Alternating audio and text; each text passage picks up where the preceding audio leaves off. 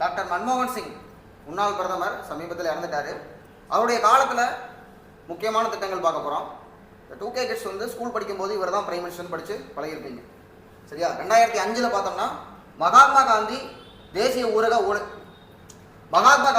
ஊரக வேலைவாய்ப்பு உறுதி சட்டம் 2006 நடைமுறைக்கு வந்தது. 100 நாள் வேலை திட்டம் சொல்லுவோம். அது அவருடைய பீரியடில் கொண்டு வரப்பட்டது தான். இதை விட ரொம்ப முக்கியமானது என்னன்னா 1991 எல்பிஜி பாலிசி. இப்போ இவர் வந்து இந்தியாவுக்கு வரவழைக்கப்பட்டது எதுக்காக அப்படின்னு பார்த்தோம்னா, இந்தியாவுடைய பொருளாதாரம் அப்போதைக்கு 2 வாரத்துக்கு தான் நமக்கு செலவு காசு இருக்குது, பெட்ரோல் வாங்க முடியும். அதுக்கப்புறம் அந்நிய செலாவணி சுத்தமாக நம்மகிட்ட இல்லை. அப்போ என்ன பண்ணுறது அப்படின்னு பார்க்கும்பொழுது இவர் வந்துட்டு லிபரலைசேஷன், பிரைவேடைசேஷன், குளோபலைசேஷன், தாராளமயமாதல், தனியார்மயமாதல், உலகமயமாதல், அதை எல்பிஜி பாலிசின்னு சொல்லுவோம். அதுக்கு இன்னொரு பேர் இருக்கு, ராவ் மோகன் பாலிசி, அதாவது நரசிம்மராவ் மன்மோகன் சிங் பாலிசின்னு சொல்லுவாங்க. இவர் தான் அதுக்கு முக்கியமான காரணம் பண்ணாரு. ஸோ மிகப்பெரிய எக்கனாமிஸ்ட் இவர். சரியா? அதுக்கப்புறம் தான் பிரைம் மினிஸ்டர் அப்படிங்கிறதெல்லாம்.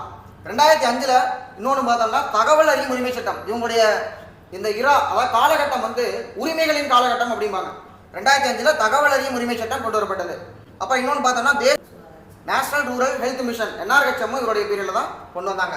அடுத்து பார்த்தோம்னா 2006 ஐஐடியில் 27% reservation, ஓபிசிக்கு reservation.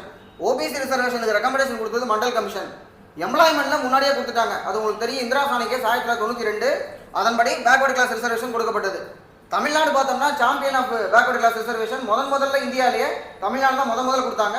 But எம்ப்ளாய்மெண்ட்ல central government கொடுத்தது எப்பன்னு பார்த்தோம்னா 92.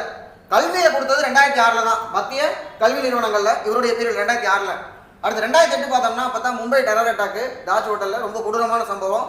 அதுக்கப்புறம் தான் இப்போ கூட அடிக்கடி பேப்பரில் வரும், NIAன்னு சொல்லுவாங்க, நேஷனல் இன்வெஸ்டிகேஷன் ஏஜென்சி, தேசிய புலனாய்வு முகமை அப்படிங்கிறது தீவிரவாதம் தொடர்பாக விசாரிக்கக்கூடிய அமைப்பு 2008 நிறுவப்பட்டது. அது அவருடைய பீரியட். அடுத்து பார்த்தோம்னா 2009 ரொம்ப முக்கியமானது கல்வி உரிமை சட்டம், அதாவது ரைட் டு எஜுகேஷன் அப்படிங்கிறது.